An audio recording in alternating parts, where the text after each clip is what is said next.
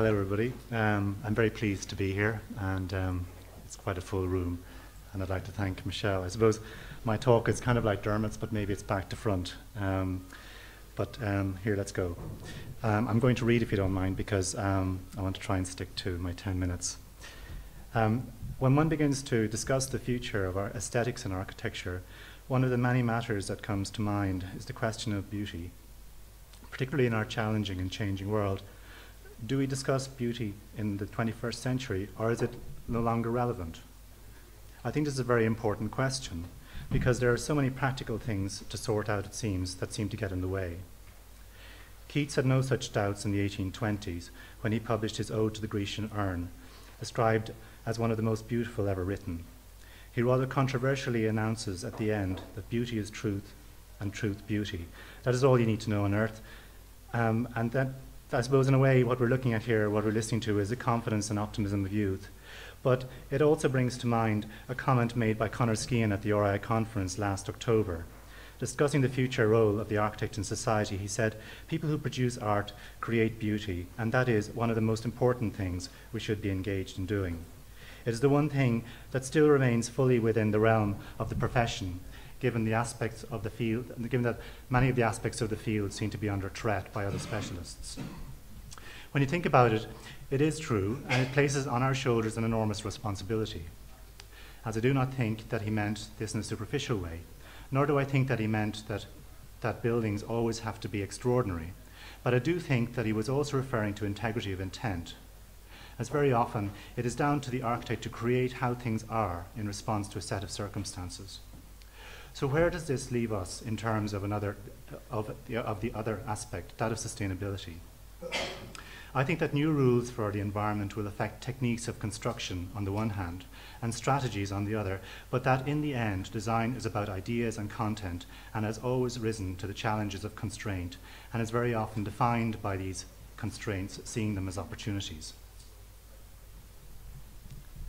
Architecture is still the mother of the arts, and as Keats reminds us, an art form has the capacity to comment on, remind us about, and celebrate in a direct or metaphysical way our humanity.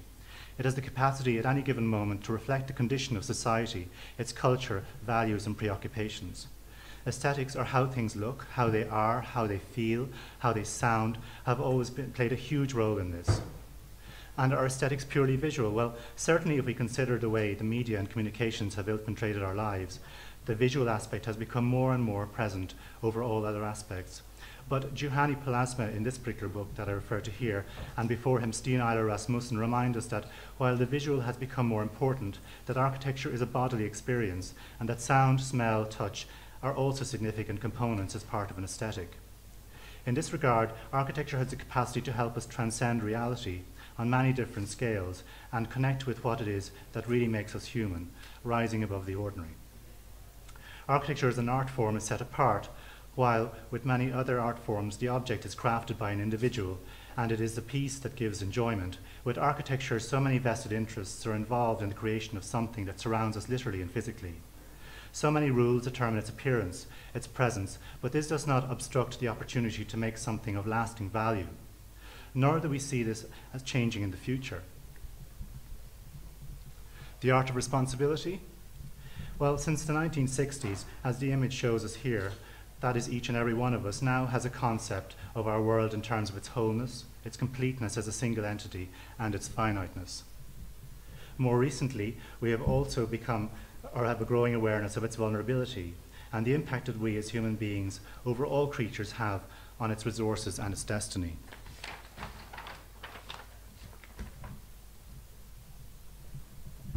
When you think about, as somebody said recently, that there will be about 10 billion of us laying claim over reducing resources, it causes one to pause. This is an image of a light map showing the population settlement of the Earth as it stands currently.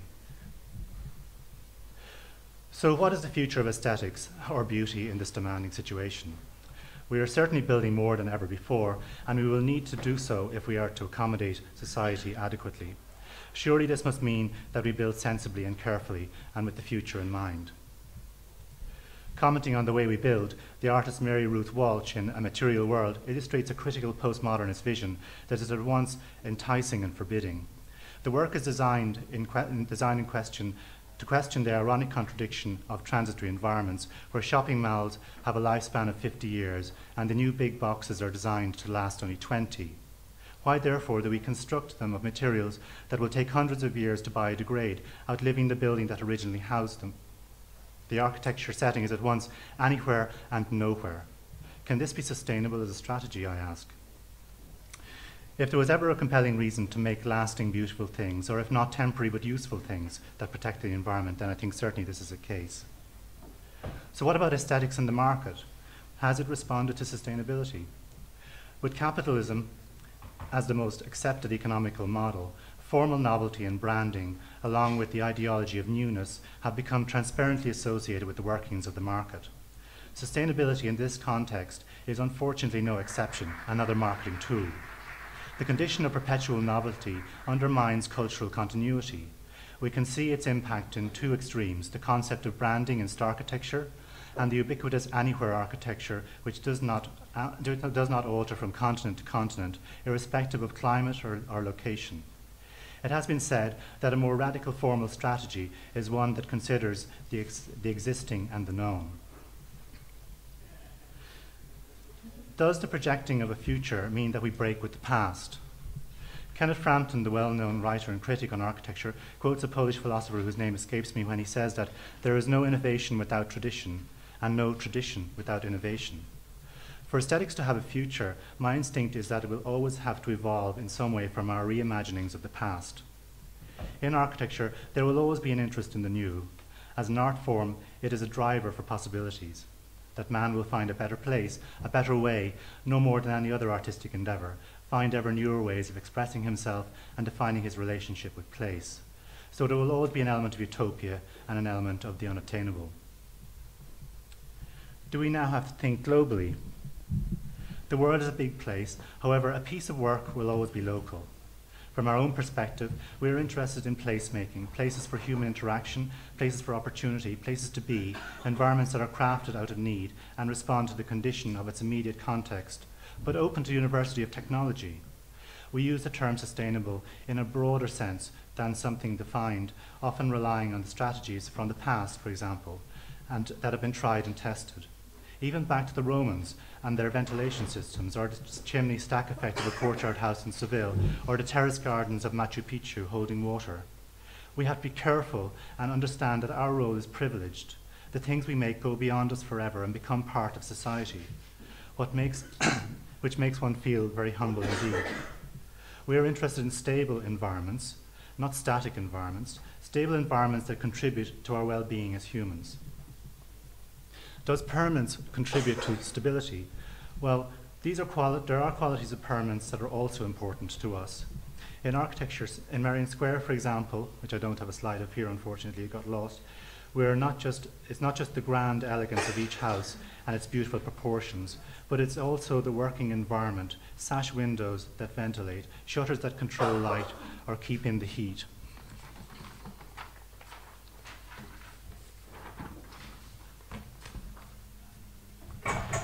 Chimneys and nostrils that remove fumes, thick walls that hold the interior lives of spaces, but also an infrastructure on a grand scale. The streets built up off cellars, the park on natural ground, an inhabited infrastructure, one of the most cherished yet recycled environments in the city.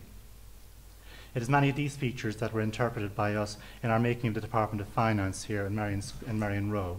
The ventilation nostrils on the facade connecting to the chimneys on the roof, providing fresh air to the interior, access to opening windows, the stair in the Georgian tradition as a social space, in this context also acting as a solar shield against solar gain and noise on the street. In Milan, as always, we're interested in public space, the floor of the city. Here we also become fascinated by the way that structure can liberate space and allow the city to flow in and under the university beyond, allow occupants to relate back to their city. The aesthetic is driven by material. Ceppo clads the exterior crust and speaks back to the city in a way that only ordinary materials of this city can. Every one of its 1,000 professors has an opening window to mediate with his or her environment, directly avoiding the need to over-mechanically ventilate the building. In the President's House in the University of Limerick, we were working with the analogy of the Tower House, building a relationship with the landscape, the campus and the river. We are pleased that this house has achieved an A2 rating and takes on board many issues to do with energy. Here we use thick walls, heavily insulated, a ground source heat pump, solar panels. The house is airtight with a heat recovery system, but while its design is guided by these concerns, as a building it has many others. We are interested in the way that architecture can be strategic and adapt to many conditions that appear beyond its perceived capacity and make and alter things for the better. This is a recently completed pier made in the city of Porto and protects the most important entrance to the city by sea. It's a piece of valuable infrastructure and engineering, but it is also a piece of architecture designed by the architect Carlos Prata. Something of lasting value that gives enormous pleasure to the inhabitants of the city, and it also has an agenda about wave energy. As artists, we're keen to learn from other traditions, the way that they in turn respond to their own environments. This is the work of Anna Haringer for a school in Bangladesh. This project inspires us, and what's wonderful is the way that the work makes a delightful space and celebrates tradition but transforms it and responds to climate and environment. This is the new modern project. This is the creative act of architecture. In the West, we can learn from these societies. We are not the only people with ideas for the future of the planet.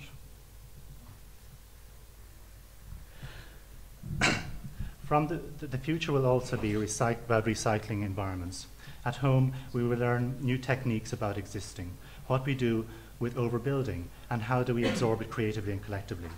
It is paradoxical that while in other societies, the challenge is to find new ways to reuse existing structures from an inherited past, in Ireland we now have to find ways to reuse buildings that we've only just recently completed, and half completed at that. From this experience, I hope that we have learned a valuable lesson, that we build for the future. We create now the legacy for future generations who will live with our dreams and our mistakes.